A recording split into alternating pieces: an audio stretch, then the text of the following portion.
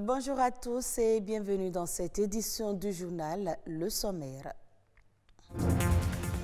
Aujourd'hui, 3 novembre, c'est la journée mondiale de la gentillesse, une occasion pour encourager la gentillesse, mais aussi enclencher une prise de conscience profonde afin que chacun l'intègre dans sa vie quotidienne. On fait recours à leur expertise pour évaluer, identifier ou délimiter une propriété immobilière. Il s'agit des géomètres, une corporation dont le travail requiert de la délicatesse.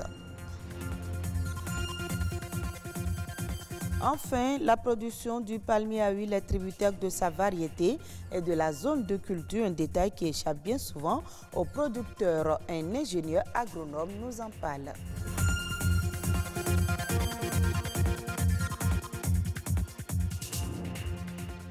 Elle est considérée comme une qualité importante pour la plupart des sociétés et religions. Célébrée ce jour par la communauté mondiale, la gentillesse est une arme vertueuse qui vise à répandre le bonheur, la joie et la paix entre les peuples, les uns envers les autres. La gentillesse est-elle toujours valorisée aujourd'hui? Quelques citoyens béninois en parlent ici au micro de Daniel Sousa et Louis Koudobo. La gentillesse, c'est un comportement. C'est un comportement altruiste qui permet de prendre soin de son prochain en tenant compte de ce que la personne a. D'abord, c'est la courtoisie envers les autres, la manière de faire et qui les rend confiants, libres de rester avec vous. La gentillesse, c'est d'être franc avec quelqu'un, de respecter la personne, de donner, d'être gentil. La gentillesse est relative en fait, donc ça peut dépendre d'une culture, ça peut dépendre d'un endroit à un autre. On ne peut pas dire que les personnes gentilles n'existent plus. Ils existent quand même. Le reste, c'est que pour qu'une chose existe, il faudrait quand même que son contraire existe aussi. C'est certainement cela qui fait qu'on constate beaucoup plus qu'il n'y a pas de personnes gentilles, puisque l'homme a tendance à beaucoup plus parler de ce qu'on lui a fait de mal, plus que de ce qu'on lui a fait en bien. Donc cela aussi fait qu'on a du mal à savoir lorsque les gens sont gentils en fait. L'homme est gentil, c'est peut-être la société qui a transformé l'homme. L'homme d'aujourd'hui n'est plus gentil parce que les gens se servent de la gentillesse pour faire du mal. Vous pouvez être gentil avec quelqu'un, mais au retour, vous n'avez pas la gentillesse de cette personne-là. Je suis enseignante, je suis institutrice. Nous devons être gentils avec les enfants. Parce que sans la gentillesse, l'enfant ne peut pas comprendre ce que vous êtes en train de lui apprendre. Certes, notre métier, c'est comme une main de fer dans un gant de velours, mais la gentillesse doit dominer. C'est la main qui tape, c'est cette même main qui cajole. Donc la gentillesse peut dominer chez nous. J'invite tout le monde à cultiver encore la gentillesse. Ça aide beaucoup de personnes. Nous en avons besoin, surtout dans la société où nous sommes. Nous en avons besoin. Je vais simplement dire à tous les Béninois de bien vouloir se montrer gentil en fait, et puis de relayer beaucoup plus ce qui est fait en bien que ce qui est fait en mal. Connaissez-vous le géomètre? C'est une personne qui exerce un métier qui consiste à établir différentes mesures touchant les propriétés foncières.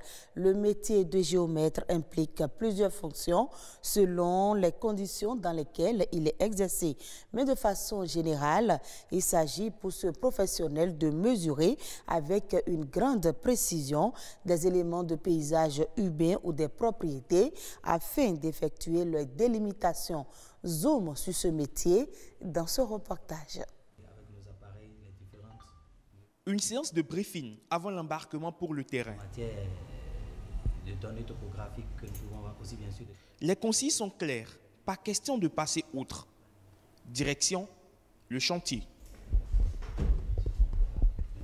Le matériel déployé place au travail sous la supervision de l'expert géomètre. Vu par un profane, ces appareils suscitent curiosité. Essayons de percer le mystère. Donc ici, comme j'ai dit, c'est un appareil, un niveau qui est chargé de nous décrire le relief. Ici, nous avons un théodolite électronique. Électronique parce que lui, il est chargé juste de nous donner les angles de façon électronique. Les distances, nous les mesurons. Ici, nous avons un GPS bifréquence.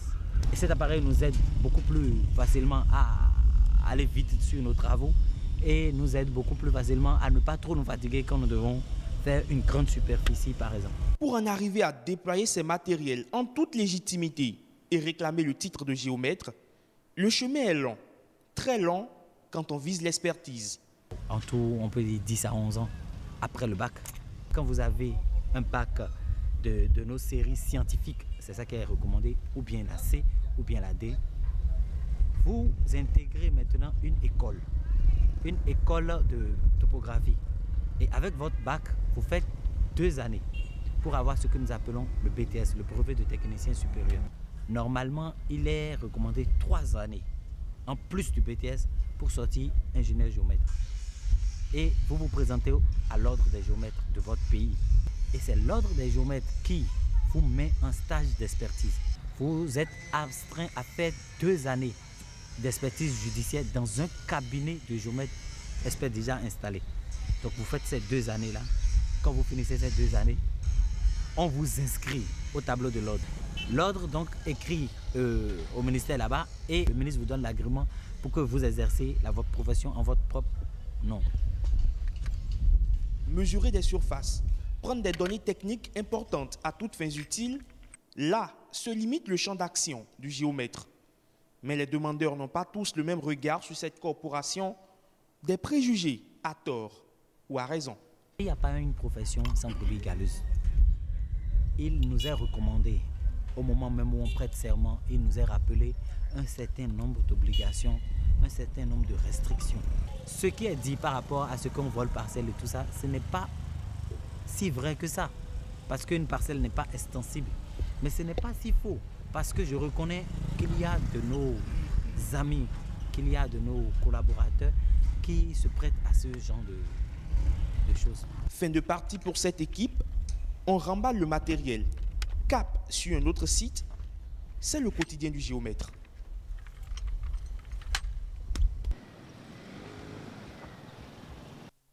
On change de registre à présent pour parler de la production du palmier à huile au Bénin. On retrouve une variété de palmiers et pour les connaisseurs, chaque zone est réputée pour produire une variété donnée. Malheureusement, les producteurs béninois n'en tiennent pas toujours compte. Marc Sewayi est ingénieur agronome. Il nous en parle au micro de Stanislas Limpon.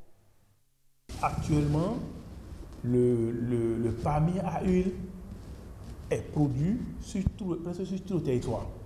Parce que, vous savez, en agriculture, nous avions 8 zones agricoles. Il y a la première zone agricole qui correspond à la culture de cocotier. Et cocotier fait aussi partie des palmiers. C'est une race de palmiers et cocotiers. Après, maintenant, on trouve la lama ou bien les bas-fonds. Bas-fonds, dans bas-fonds, une variété de palmiers qu'on trouve, c'est les raffias. C'est la même race de palmiers. Quand on nettoie bien, ça fait autre chose. Quand on évolue vers la 3e zone agricole, qui est la terre rouge, à partir d'Abomey, Cadavi, Bobet, Broycon, Abomey, jusqu'à la hauteur de 7 ans, on peut faire la culture de palmier à huile. Si on saute un peu 7 ans, on va vers Tchaourou et qu'on sort jusqu'à la hauteur de Kandi, on peut faire aussi une variété de palmier à huile.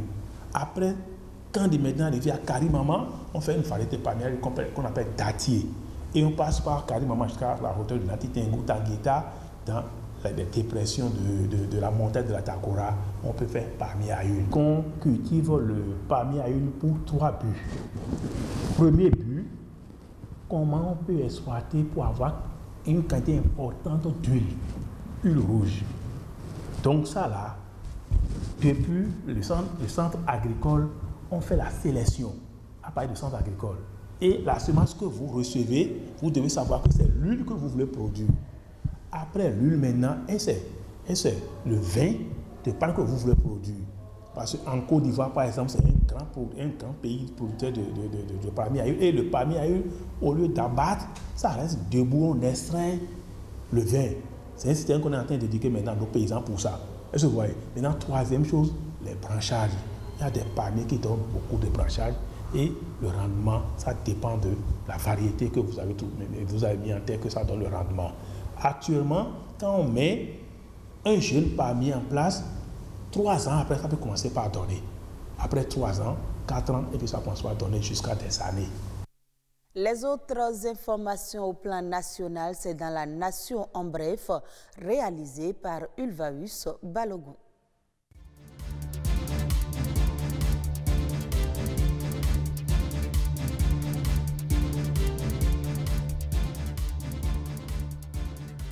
À compter de ce lundi 2 novembre 2020, les pensionnés du Fonds national des retraités du Bénin pourront jouir de leur pension à bonne date sans qu'aucune pièce produite par l'administration ne leur soit exigée. C'est une décision du Conseil des ministres du 16 septembre dernier qui entre ainsi en vigueur. Avec cette réforme, les nombreuses tracasseries que subissaient jadis les retraités pour l'obtention de leur première pension de retraite sont désormais conjugué au calende grec.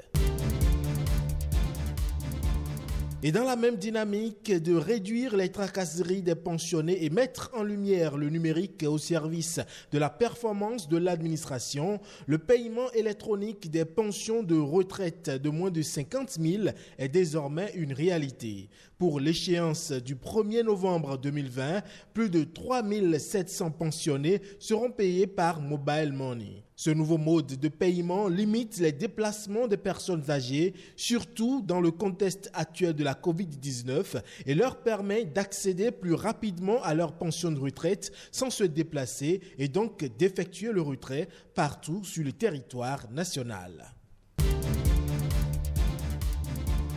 Et pour le compte de l'année scolaire 2020-2021, le gouvernement débloque une subvention de 1 615 millions de francs CFA pour les écoles maternelles et primaires. Ce montant représente le premier quart des subventions auxquelles les dites écoles ont droit au titre de l'année scolaire en cours. Si les fonds ne sont pas encore disponibles sur les comptes bancaires des écoles, il faut noter que le ministre de l'Économie et des Finances a déjà donné les instructions au directeur général du Trésor et de la comptabilité publique à l'effet de mettre ces fonds à la disposition du ministère des enseignements maternels et primaires.